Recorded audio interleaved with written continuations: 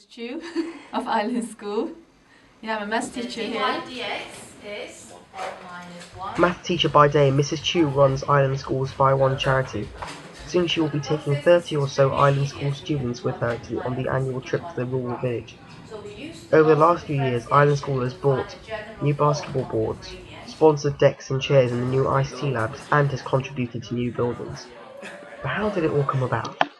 It is back to 1998. Well, at that time, we have a staff which is called Mrs. Riches, and she has connection with the Sunbeam Children Foundation in Hong Kong. They were building a children's home for the children in Baiwan.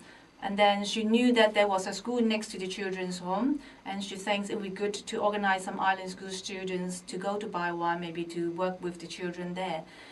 That is how it started.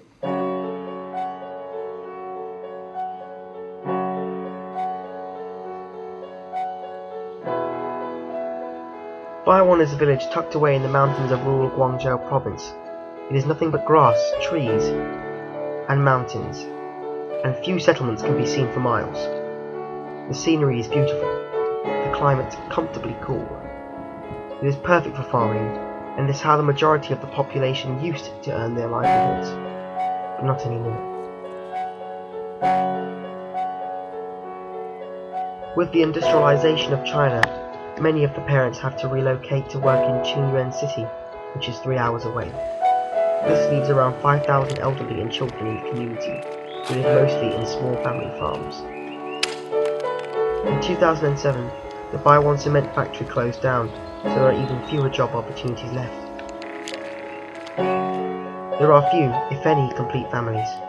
Often the children are taken care of by their grandparents, a boarding school, or even each other. It is not rare to find children below the age of 10 wandering the streets alone. Even though the villages have low income and are under China's one-child policy, many of the families have 3 to 6 children. If a child is unregistered at birth, they have to seek sponsorship to go to school, and often there just isn't enough help. This is Mr. Lai. He's a teacher at Nam An Primary School. He was the only person to graduate high school in his year.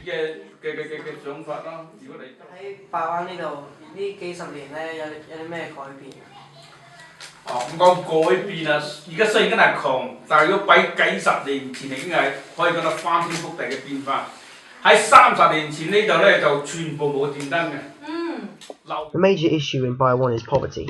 The government has previously advised Baiwan residents to move close to the city centre.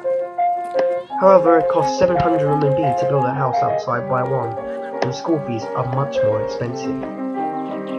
Many families cannot afford this and are forced to stay. Key to changing people's quality of life is a better education.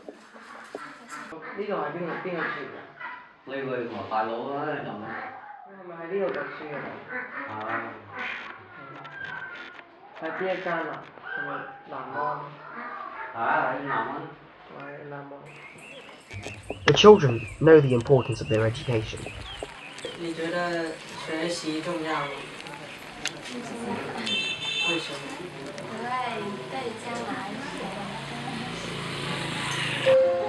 Unfortunately, the education provided in Baiwan is very limited. On the positive side, Baiwan residents have access to 6 primary schools. The closest to the main town is Heimong. A half-an-hour walk away is Naban Primary. These are the 2 the island school students will visit. However, after grade 5, the children's options are narrow. They either attend Baiwan Secondary School or Fengxia Middle School in the city if they are lucky. Many of the students here are at Baiwan Secondary, and they are boarders. 你们几点要起床？6点钟。 They woke up at 6 o'clock because they have to study. The first period lesson we start at 6:30. They have the reading class. So that's why they have to wake up so early in the morning. 你最喜欢的是什么课？英语。啲學生有咩幫助？有幾中意？呢個嚟講教育咧，應該講係第一出嚟。This is Mr. Chan, an ICT teacher in Baiwan Secondary.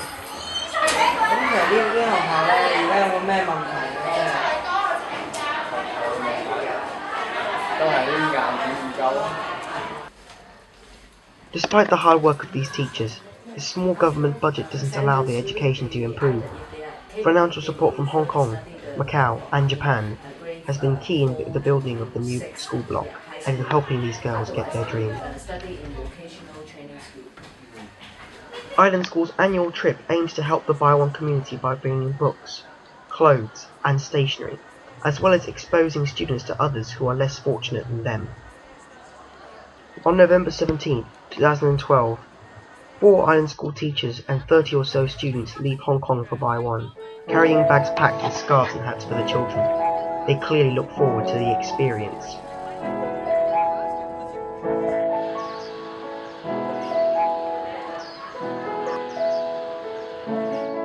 The Island School group first stop at Feng Xiao Middle School in Qingyuan for the night. Here they are given a chance to practice their Chinese.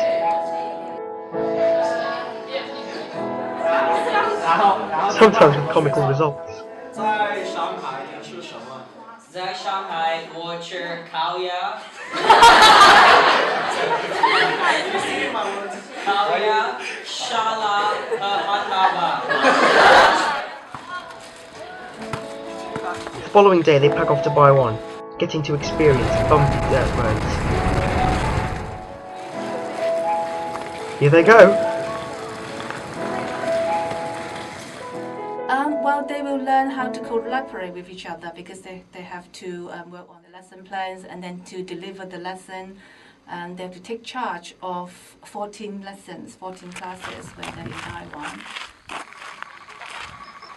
A short walk from the guest house and the students arrive for their first lessons. Everyone is nervous. Nearly all the classes are loud.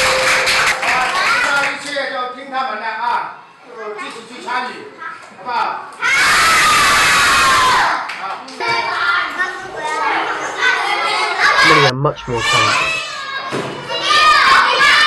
And of course, they're teenagers. Hi, The students start to set up their lessons and soon it's time to begin. They soon find out it's not all plain sailing.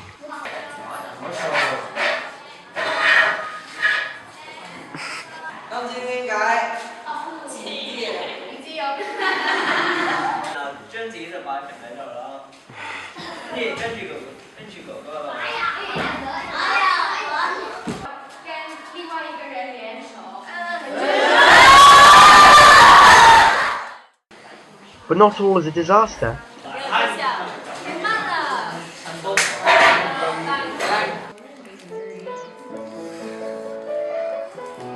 Arts and crafts even silences the noisiest of classes.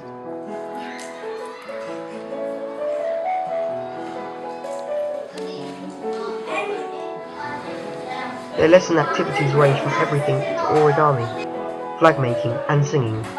Soon everyone is enjoying themselves.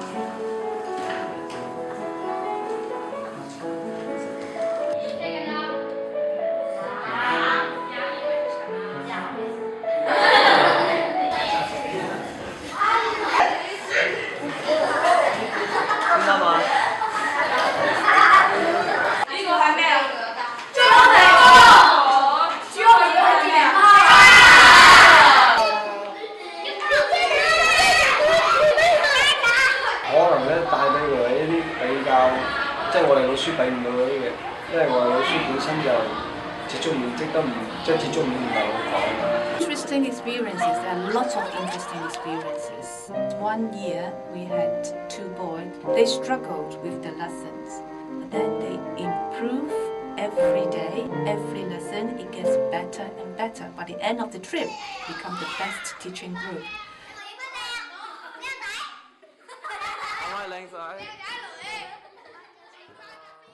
So what did the island school students learn from this? The attitude and work ethic of the students really surprised me. Despite how tired I was, I still look forward to teaching them.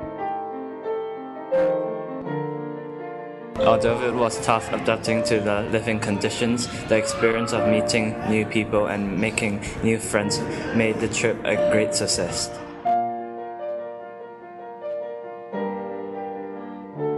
Nothing could prepare us for the lessons or the experiences of staying in Baiwan. It was unique and challenging. Baiwan is a great, memorable experience that anyone can enjoy and learn from.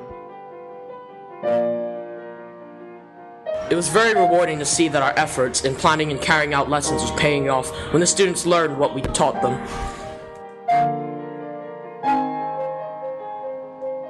It felt fulfilling, knowing that for 40 to 45 minutes a day, you had brought creativity and life to the classrooms in Baiwan. The annual Baiwan trip has exposed many senior students to the harsh reality. Life in a rural village is difficult, and because of poverty, their standard of living isn't improving. The only way forward is to improve their education.